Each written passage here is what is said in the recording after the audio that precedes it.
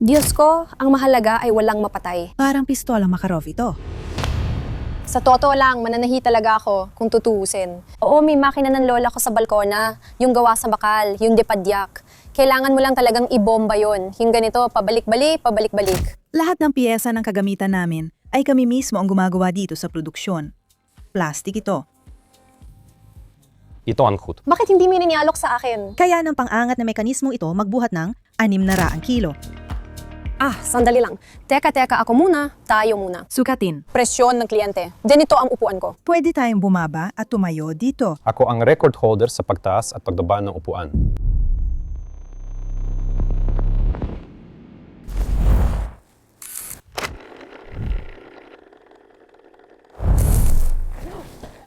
Ano nangyayari dito sa inyo? Alena, Kamusta? Allen, sa wakas nakarating ka na sa Peter. Matagal ko nang gusto ipakita sa iyo ang produksyon. Dito, ginagawa ang mga kagamitan para sa mga salon ng manicure at pedicure at para sa mga podologo na ginagamit ng mga master na nagtatrabaho ng 8 hanggang 10 oras kada araw. Sobrang saya ko na dinala mo ako rito sa produksyon. Umorder kasi ako ng ilang set para sa school ko, para sa mga podologo, kaya medyo nag-aalala rin ako. Gusto kong makasiguro na lahat dito ay dekalidad at tunay. Tara, mag-ikot tayo. Ipapakilala kita sa namumuno ng pabrika at direktor ng Rini brand, si Sergey Valerievich. Magandang araw! Ako po si Leon. Ikinagagala kitang makilala. Sergey, ako ang direktor ng RIMI.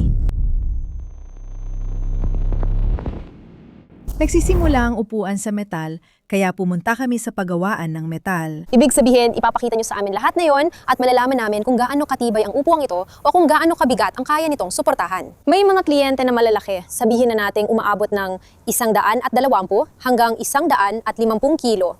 Kaya ba ng kagamitan nyo yon? Dito, sinisigurado naming ginagamit agad ang pinakamakakapal na bakal at halos doble ang kapal nito kumpara sa mga gawang China. Dito sa amin, ang kapal ng bakal ay 2 milimetro. Kapag may pinapaayos sa aming sirang upuan mula China, 1.2 milimetro lang ang kapal ng mga tubo nila, halos kalahati ng karaniwan. Malaki ang pagkakaiba niyan. Dahil dito, madaling mabali, lalo na sa mga pinaghinangan. Kadalasan, hindi tumatagal. Sergey Valerievich, tama ba na naapektuhan din ito ang bigat ng upuan? Paano malalaman ng eksperto kung maganda ang klase ng bakal na ginamit? Oo, mas mabigat ito, pero mas matibay. Hindi naman kasi binubuhat o inililipat ng mga eksperto ang upuan. Ibig sabihin, inilalagay mo lang ang upuan sa isang lugar at hindi na ito gagalaw o aandar. Matibay ito pagdating sa ekonomiya. Dito, inuuna talaga namin ang pagiging maasahan. Pakinggan mo, madalas kasi nangyayari na ang upuan ay maaring lumuwag o umuga. At ako mismo, masasabi ko na kapag mabigat ang kliyente na madalas mangyari sa podolohiya, talagang nagiging delikado ito. Natatakot pa akong pindutin yung button pataas kasi baka hindi gumana, mabaluktot yung bakal o hindi kayanin. Ibig sabihin, ito ang karaniwang kinatatakutan ng mga pedicurist at lalo na ang mga espesyalista sa podolohiya. Gusto ko rin idagdag, madalas kami lapitan ng mga master, minsan nababaluktot pa yung frame. Ibig sabihin, posible bang mabaluktot ang frame o may iba pang mangyari sa ganitong metal?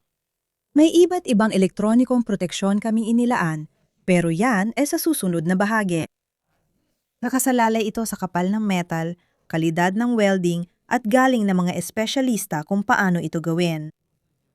Sergey Valerievich, alam ko na ginagawa ninyo halos lahat ng piyesa ng upuan dito mismo sa pabrika sa Russia. Nasaan tayo ngayon at anong ginagawa dito? Ito ang bahagi ng pabrika para sa paggawa ng mga plastik na bahagi. Dito namin ginagawa ang lahat ng plastik na produkto para sa aming mga linya. Nagsisimula kami sa laser cutting. Ito ang malaking makina na may 80 kilowatt para sa paghubog ng mga bahagi sa vacuum. Una sa lahat, 100% ng mga bahagi ay ginagawa namin mismo dito sa aming produksyon para sa lahat ng aming kagamitan. Kami ang nagde-develop ng lahat ng mga molde para dito. Sergey Valerievich, para saan ginagamit ang mga molde? Ang mga molde ay para sa makinang pang vacuum forming. Ibig sabihin, tama ba ang pagkakaintindi ko na ibinubuhos ang likidong plastic sa mga molde na ito? O paano ba yon? Hindi. Ito ay mga sheet ng plastic na inilalagay sa makina. Sa ilalim, inilalagay ang isa sa mga molde. Halimbawa, ito ang mga paa ni Sigma. Nakukulma na tama? Hinahatak sila ng vacuum at lumalabas ang plastic na bahagi. Heto ang mga natapos na bahagi. Heto, mga paa ni Sigma. Pwede ko bang hawakan? Ito ay plastic. Ito ang Ginagawa namin ito sa 2 kulay. Oo, talagang grabe, ang ganda niya. Oo. Una sa lahat, Dekoratibo lang talaga ito para gumanda ang itsura. Hindi rin to madaling masira. Sa trabaho, kahit na may client na natapakan o may nahulog sa cruise, hindi to basta-basta nababasag. Oo. Hindi pa namin nababanggit mula sa unang paggawaan hanggang dito na lahat ng metal na bahagi ng mga upuan ng Sigma at Rihanna series namin, lahat ng metal ay ganap na galvanized. Ibig sabihin, hindi ito pintura na pwedeng matuklap at kalawangin kapag nabangga, kundi zinc ito na tumatagos mismo sa metal, at ang tagal ng buhay ng metal na ito ay, kumbaga, panghabang buhay na. Parang yung ordinaryong galvanized na timba, di ba? Ibig sabihin, hindi ito kakalawangin o masisira, di magkakaroon ng corrosion. Sa palagay ko, kami lang ang gumagawa nito. Totoo ba? Nako, ang galing naman. Tama bang pagkakaintindi ko na pati yung mga plastic at metal na bahagi ay madaling linisin gamit ang kahit anong disinfectant? Oh, Ibig sabihin, pwede kong punasan gamit ang kahit anong gusto ko, walang limitasyon. Hindi magdidilaw ang plastic. Nangyayari kasi minsan na naninilaw ito at iyon ang nakakabahala. ang plastic ay nagdidilaw dahil sa ultraviolet rays ng araw. Ah. Oo, ibig sabihin medyo ibang usapan yan, oo.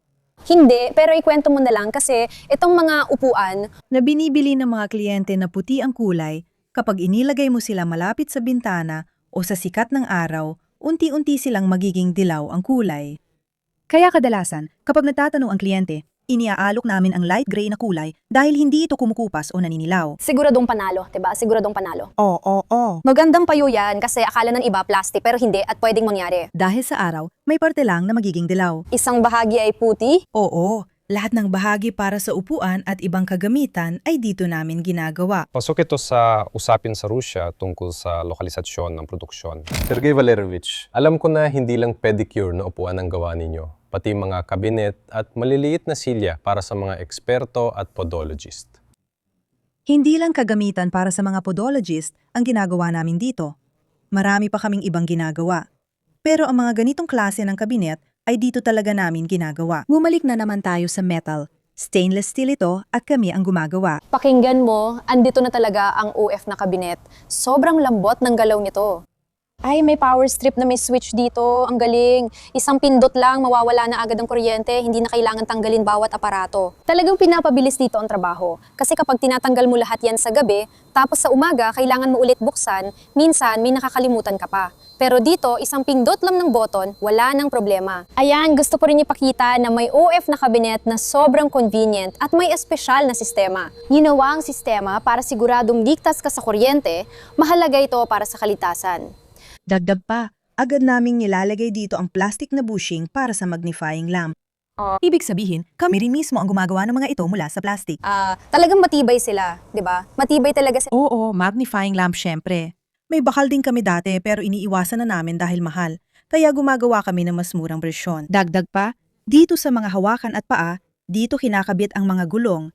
Tapos nilalagay pa ang tray para sa mga materyales. At may dagdag pang butas para sa extractor, para sa vacuum. Oo, pwede ilagay ang hawakan ng vacuum palagi. Heto ang tray, ayan siya, tray. Ayan pala. Bakit hindi may inialok sa akin? Masyadong convenient ito, hindi. Dito sinasaksak ang bagay na to. Oo, pwede mo bang ilagay ang hawakan ng aparato dito? Pwede rito, pwede rin dito. Kaya ito na mga goma. Oo, ayan. At pwede mo ring i-adjust ang taas. At itong mga gulong na to, paano ba? Tahimik ba silang gumulong? Oo, wala kaming natatanggap na reklamo. Ibig sabihin, walang napapalit ng gulong. Kasi yung mga cabinet ko ngayon, yung mga gulong nila parang ang pangit, una, maingay sila. Pangalawa, laging may sumasabit o naiipit sa mga gulong. Minsan din naming naranasan yan. Pero 3 taon na kaming kumukuha kay Technocoleso ng parehong produkto at wala na kaming ibang gusto. Sabi nila, kung may mas maganda pa, hindi na namin kailangan. Ito na lang ang ibigay ninyo sa amin. Kagabi, nag-usap kami ni Elena tungkol sa gulong, parang roller, di ba? Oo, parang goma sila. Ano nga yun? Itong mga kabinet, di naman mahal, kaya nilalagyan namin ng ganong gulong. Pero ito, mas malaki ang katawan at di babagay ang ganong gulong. Para lang talaga ito sa disenyo. Tapos may preno pa dito at mas mataas din talaga siya. At parang gawa sa silicone, di ba? Oo. Meron yan. Oo. Yun lang tinutukoy ko. Bihira talagang makita ang ganitong gulong sa iba dahil kadalasan ang ginagamit ay yung pinakamura. Sabi niya, hindi raw maganda, pero para sa akin, maganda nga. Hindi, sabi niya. Na sa malaking kabinet, magmumukha raw maliit ang mga ito. Ito ang gulong ng kabinet na ito. Maganda rin ang kalidad at malambot siya. Oo, may rubber ito. Lahat ay may rubber. Dito. At ito ay medyo madaling imaniobra. Ay, ang astig nito. Oo. Ayun, at alam mo, yung sinabi ko sa'yo tungkol sa UEF, yung mga kabinet na yun. Ibig sabihin, ayun, kita mo, may salamin dito, naka-fix at naka-turnilyo talaga. Oh, ibig sabihin, kita mo, yung salamin namin ay nakasara sa ganitong, ewan ko, parang kahon, di ba? Basta nakapasok siya sa mismong furniture. At dito pa, naka-fix pa siya.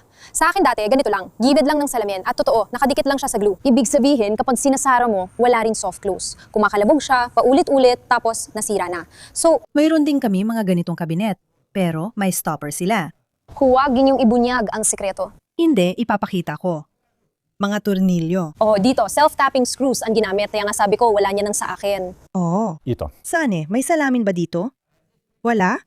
Dito namin dinidikit. Para pwedeng palitan. Ano to? Makatuwiran? Oo, kaya dito namin ito idinikit. May plastic na bushings at turnilyo dito ayon sa nararapat. Tingnan ninyo, dito namin ginagawa lahat ng pyesa para sa mga upuan, mga gawa sa kahoy. Una sa lahat, ginagawa namin ito mula sa kahit anong particle board, lahat ay gawa sa plywood. Lahat ito ay dinidikit namin, lalo na kung kurbado ang hugis. At pagkatapos, sa amin, hindi. Dito lahat ay gamit ang CNC machine. Dito, bawat turnilyo, bawat nut, pumupunta na agad sila sa tamang butas nila. Sa totoo, sa pag-a-assemble, walang nagiging problema sa pagdudugtong. Dahil lahat ay malinaw na nakaayos. Lahat ay maayos ng nabutasan. Kahit anong tornilyo, hindi mo na kailangang hanapin pa. Ibig sabihin, lahat ng ito ay nagawa na dito. Ibig sabihin, dito na ginagawa ang pagpuproseso. Ito na agad ang plywood na bahagi. Ito ang paa ng Sigma. Dito ipapasok ang takip at makikita mo agad ang maliit na socket. May espasyong nakalaan dito. Ibig sabihin, itong upuan ay tapos ng pyesa. Ganoon din para sa iba pa. Dito namin iniipit ang mga pirasong may kurba. Dito naman ay may mga sandalan kami para sa mga upuan. Nandito na lahat ng marka na gawa na agad. Mga sandalan ng braso, oo, pagkatapos nito, pinapakinis at pinoproseso pa. Malamang mga alba ito. Oo, alba nga. Mga upuanan, may butas doon para sa hangin, para maalis ang lahat na iyon. May tanong ako, pwede ba itong bahagyang palitan o i-update? Meron bang... Ito ang pinagkaiba sa maraming upuang mula ibang bansa, lalo na sa China. Sa totoo lang, ang upuang ito ay parang modular na set na dito binubuo. At para sa amin, sa totoo lang, para sa produksyon, una sa lahat, hindi mahirap gumawa ng parehong piyesa sa kulay na gusto mo. Ibig sabihin, pwede mo talagang palitan ng disenyo kahit na Oo nga, pwede mo ring palitan ng kulay. Palitan ang kagamitan. hindi ito kanong mahal. Palitan lang ang malalambot na bahagi at parang bago na ulit ang upuan mo. Talagang kamangha-mangha ito kasi una sa lahat, yung mga opisina, talaga namang nagkakaroon ka ng renovation kahit papaano, mga isang beses kada 3 taon sa pinakamababa. Kailangan mong i-refresh lahat, kailangan mong palitan lahat, at yung posibilidad na mapalitan mo lang talaga ang upuanan, sa tingin ko, sobrang astig nun. Ibig sabihin, hindi mo na kailangan bumili ng mamahaling kagamitan at steam press para yumuko ang veneer at gawin ang mga upuang yan. Dito, kami-kami lang ang nag-organisa gamit ang manipis na plywood sa mga espesyal na hulmahan. Dinidikit namin ang plywood, nilalagyan ng PVA glue, pinipisil at nagkakaroon ng kurba ang mga pyesa. Matibay sila, pero kapag maliit ang radius, sila. At nandito siya nakalagay, Ganito. O sige, isang araw lang ilalagay. Pagkalipas ng 8 oras, pwede nang tanggalin dahil tuyo na ang pandikit. Pero kinabukasan, tapos na lahat. At pagkatapos, pinoproseso na sila at ayun na.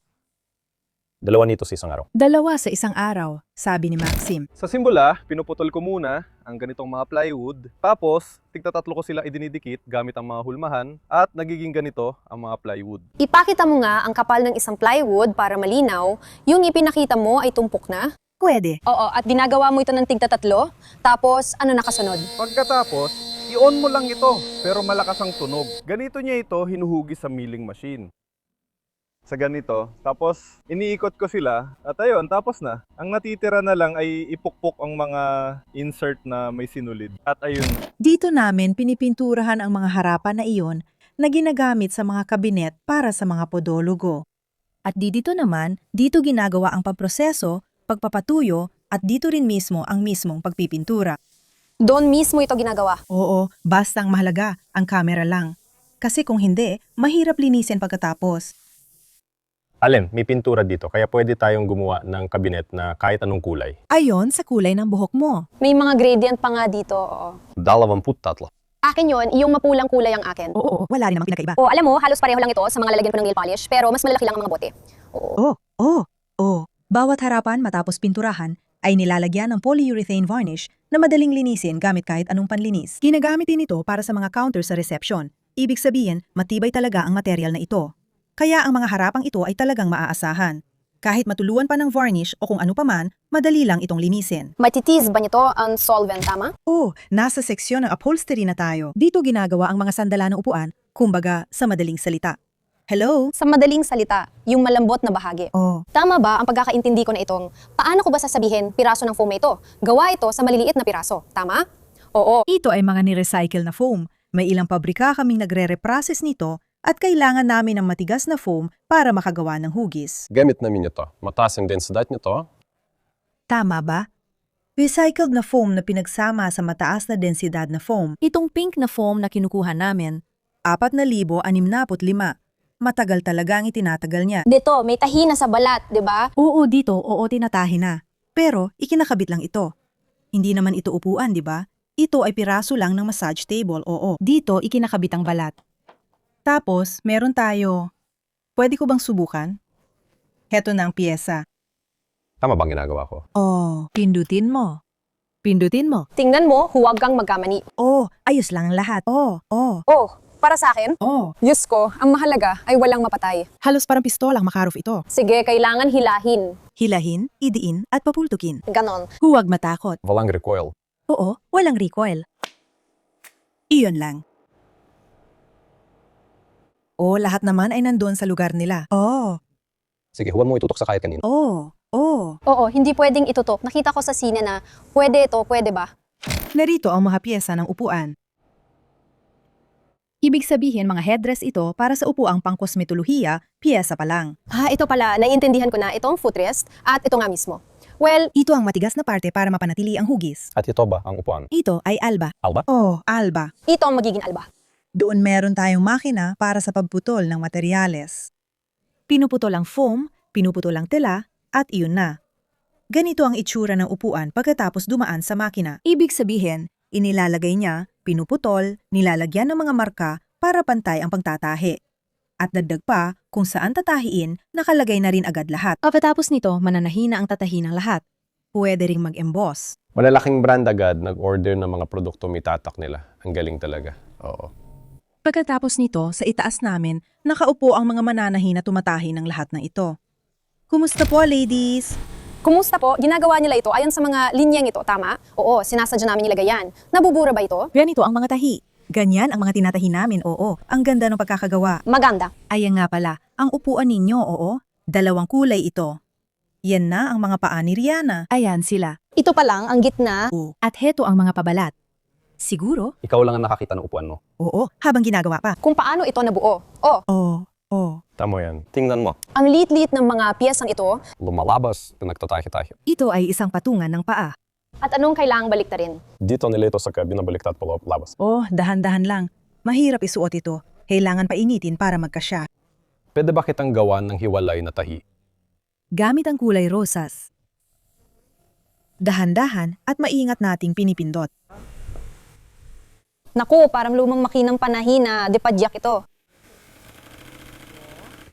Pwede bang gamitin ang lock na ito? Reverse, tama ba? Oo, papaatras na ito ngayon. Ganon. Tapos na, binitawan na natin. Pasulong. Ito ang assembly area ng lahat ng mga produkto namin.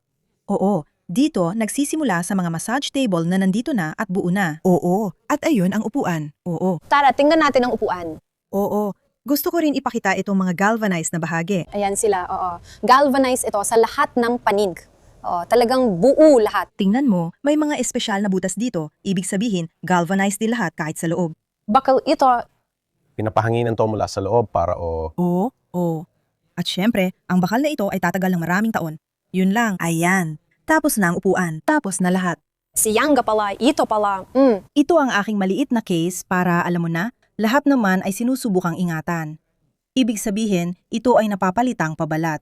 Madali lang siyang buksan. Dagdag pa, may bago na tayong feature dito sa upuan. Ito yung lever na ito. Dati kaming bumibili ng mga Chinese na mekanismo ng headrest at madalas silang nasisira sa amin. Talagang matagal, madalas silang nasisira sa inyo. Oo. At sa huli, nagawa naming matibay ito na kaya nang suportahan ang hanggang 120 kilo dito. Ibig sabihin, pinaikot ko lang itong lever na ito. Oo. Sigil Valeric, sa mechanical na aspeto, mas simple ito. Nahihiya siya at di na binabanggit na ginagawa nilang mekanismo ito dito. Sila na mismo ang gumagawa ngayon. Kaya tumigil na sila sa paggamit ng mga gawang China. Saan ginagawa ang headrest natin? Sa Lada. Ibig sabihin, bumibili kami ng Lada Kalina pero nasisira rin ang mga iyon. Kaya ginawa na lang namin, sa madaling salita, kami na mismo ang gumawa. Tungkol pala sa bigat na pwedeng ipatong sa heel rest na ito. Kahit anong bigat, totoo, may ganitong problema. Hindi ko maintindihan kung bakit, pero palaging ginagawa ito ng mga kliyente. Pinipilit nila, at doon nagsisimula ang lahat ng problema. Nag-conduct kayo ng mga test, paano? Pwede naman ngayon. Pwede nating ibaba at tumayo sa bagay na ito. Nayo dito sa ngalan ng lahat ng podologist, salamat. Wala pang napalitan sa kanila kahit ginamit na namin, Ibig sabihin, pwede mo siyang ilagay dito, pakaliwa o pakanan. Ang galing, ang saya nito. O ayan, tapos na, oo. Hindi talaga ito. Dito, hindi mo na siya basta mababali rito. Kami, di pa namin napalitan yung amin kahit kailan. Ganito rin ang upuan ko. Hindi, nandyan ang sayo. Hindi luma na yan. Lumana. Ayan. Dito sa parteng ito, may problema. Pumuputok siya.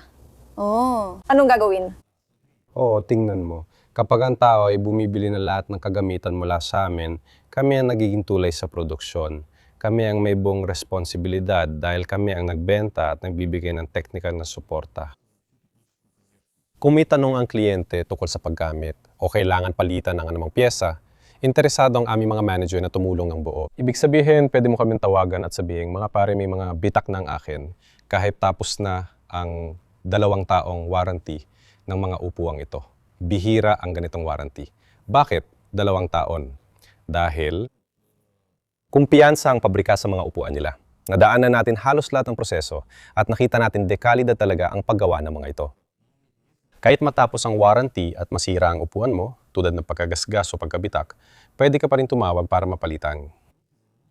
At halos hindi nagbabago ang mga modelo. Ibig sabihin, ginawa at inayos sila sa paraang madali silang palitan kapag kailangan. Ayan ang column ng Alba. Kita mo, di ba? At kahit walang anumang mga pingga, itong maliit na motor na ito ang nakakapagtaas ng 600 kilo. Ibig sabihin, nilalagay natin na parang 250 kilo lang. Pero sa totoo lang, kaya ng mekanismong pang-angat na ito na mabuhat ng 600 kilo. Ibig sabihin, huwag ka nang mag-alala kasi natakot talaga ako noon. Ano bang 600? Sa tingin ko, 150 kilo pa lang, nakakatakot na. Walang ganoong tao, kaya walang naglalagay niyan at di naman hinahabol ang bigat. Kasi sa totoo lang, yung mga tao na nakakalakad pa, malamang hindi na umaabot ng 200 kilo ang timbang. Oo, mahalaga ito dahil karamihan ng upuan ay para lang sa 100 o 120 kilo. At madalas, yung mga tao na pumupunta sa mga podologo, matataba, mahalagang siguradong matibay ang upuan ng master at kaya nitong buhatin ng tao. Sa kanya, Kailangan talagang buhatin ng mga ganon kasi kadalasan, alam mo malala talaga ang kondisyon nila roon. Ang base ng upuang Alba, ang haligi, ito na ang ating ikatlong bersyon. Ano ang sabihin na nating kakaiba dito? Sa katotohanan na halos wala itong kalog, ibig sabihin, kapag inaangat mo ito, hindi talaga siya gumagalaw o natitinag. Ibig sabihin, lahat ng piyesa dito ay atin.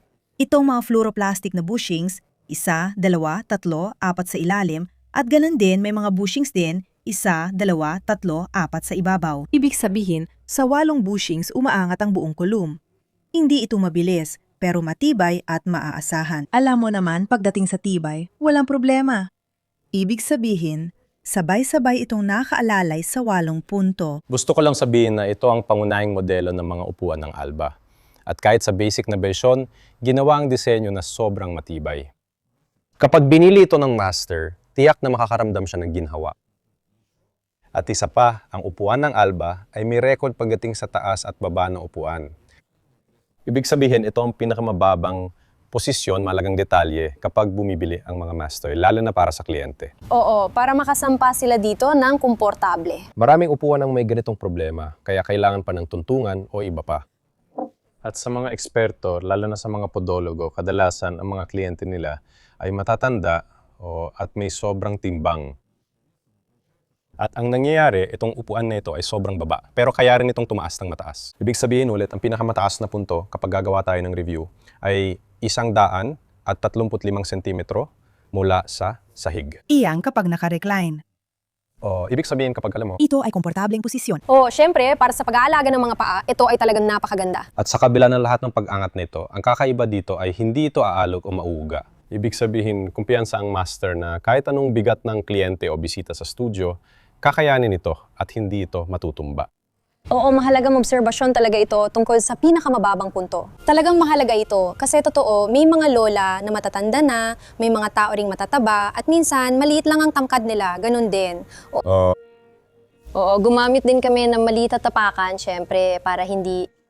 Kung nagbebenta na kami ng mga tuntungan para sa upuan, para makaupo, malinaw na problema talaga ito. At ito ay dahil sa maraming mekanismo, hindi talaga nila kayang gawing mababa ang motor kasi kailangan ng pingga. At ang disenyo na ito mismo ang nagbibigay ng kalamangan na ito parang upuan ay bumaba ng pinakamababa hanggat maaari. Tama ba ang sinasabi ko, Sergey Vladimirovich? Oo, pwede namang gawin ang ganitong mekanismo. Pero kailangan talagang gawin ng eksakto tulad ng sa atin para hindi siya umuuga. Gusto ko lang sabihin, parang nagkwento kayo dito gamit ang sarili niyong panlalaki at profesional na paraan. Ngayon, konti lang sa camera, hiwalay para sa mga babae, sasabihin ko na ayos ng lahat, naisip na nila, pero simple lang ang salita natin. Bababa ito ng napakababa, paupuin nyo ng komportable ang kliyente, at aangat ito ng sapat na mataas para hindi sumakit ang likod nyo pagkatapos. Ito ang pinakamahalagang punto. Oo nga pala mga matatalino riyan, ilagay nito sa website, sa mga instruksyon, at iba pa. Sa deskripsyon sa ilalim ng video, Sabi nga nila, syempre. Kaya mga kaibigan, nandito tayo ngayon sa pinaka-importanteng at pinaka-interesanteng lugar para sa atin. Ito ang seksyon ng pinal na pagbuo. Ibig sabihin dito, pinagsasama-sama ang lahat ng mga piyesa para buuin ito. Ang huling tapos na bersyon ng upuan na ito, sa tingin ko, malamang ito na ang upuan ko. Tama ba, Vitya? Oo, ito nga. Oo, malamang. Dito ginagawa ang upuan ko. At ngayon, makikita na natin ang buo na. Iniisip ko, pwede ko na ba itong galawin at subukan na rito? Pakinggan ninyo, dati wala akong ganitong upuan, yung magara. Hindi ako nahihiyang sabihin yan. Alam ko kung para saan ito. Itinaas ko na ang lever. Sunod, paano gumagana lahat ito? Alam ko na dito, ilan ba? 12. O may mga posisyon, di ba? Una sa lahat, magsimula tayo sa katotohanan, bukod sa naiaangat ito, pwede rin. Oo, ang upuang ito ay naitutulak pa atras ng ganito. At syempre, dito rin, pwede mo rin itong ibaba. Oo, ibig sabihin, ganito. Napakaginhawang tampok ito. Oo, na yun. Na yon, itong suportang paa niya ay naipipihit. Pwede ko ba itong gamitin sa anumang posisyon na gusto ko? Oo, bilang suporta. Pwede ganito o ganito. Na yon, may dalawa na siyang lever. Isa, yung unang lever, ito ang naglalabas. Yung una, buong buo talaga, oo. Oo, ibig sabihin, Ito ay para sa mahabang mga binti. Tama ba ang pagkakaintindi ko? ang pangalawang lever ay inilalabas ito. Itinutulak lang silang pabalik ng ganito, tapos kumakabit sila ng ganyan. At doon din, ganun din. Oh. Lahat ay naglalak. Hindi ko pa nasabi na kapag nakaupo ka sa ganitong posisyon, umababa ang upuang ito at nasa ilalim ng binti mo ito.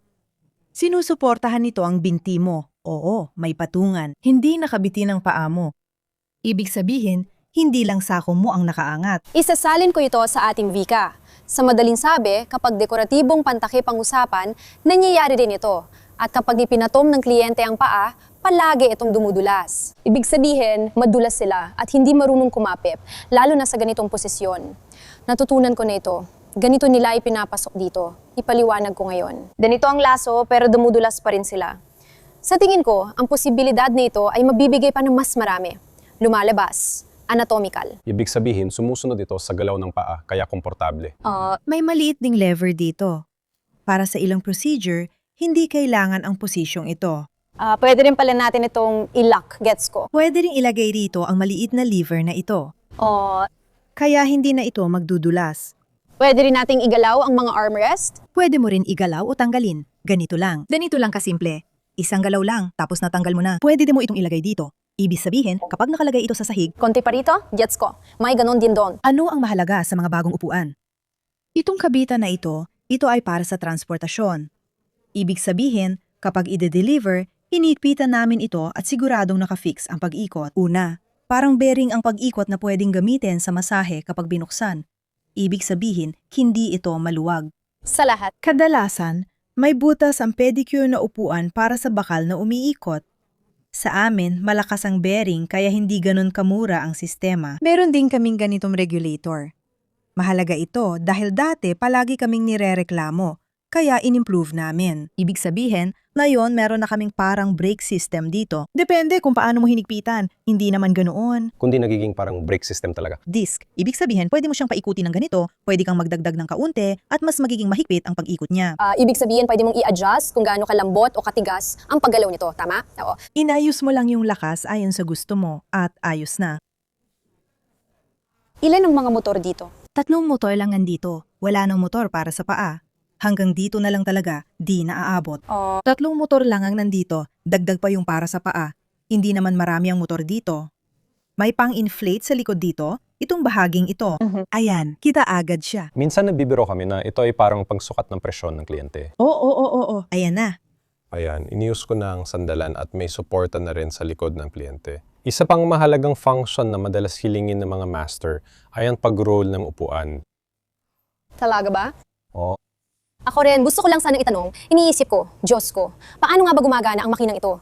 Hindi Dito, oo, may ganitong klase ng bagay dito. nandun sa loob. Sa gitna. Nakikita ko, meron doon. Ibig sabihin, hindi ito yon. 2 gulong sa harap, 2 gulong oo. Pero pwede mo naman siyang itulak kahit paano. Oo. Ibig sabihin, pwede mo siyang buhatin ng ganito.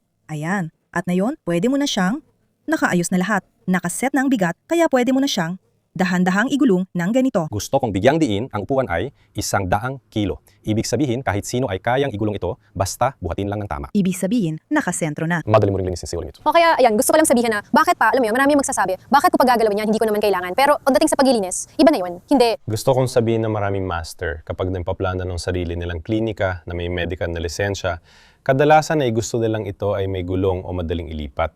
Itong, ano na ba tawag dito, susi, lever, saan ito makukuha? Oo. Kasama na sa set. Ganun ba? Kung orderin mo yung opsyon na pag-roll, kasama na siya sa set. Ibig sabihin, meron na sa remote. Ayan, pindutin mo lang.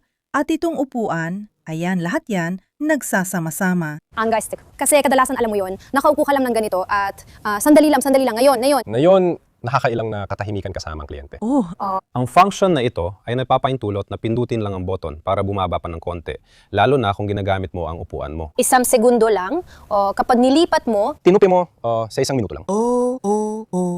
hindi ito tungkol sa pagtitipid, kundi sa nakakainis na sandaling nakatayo ka lang, pumipindot at naghihintay.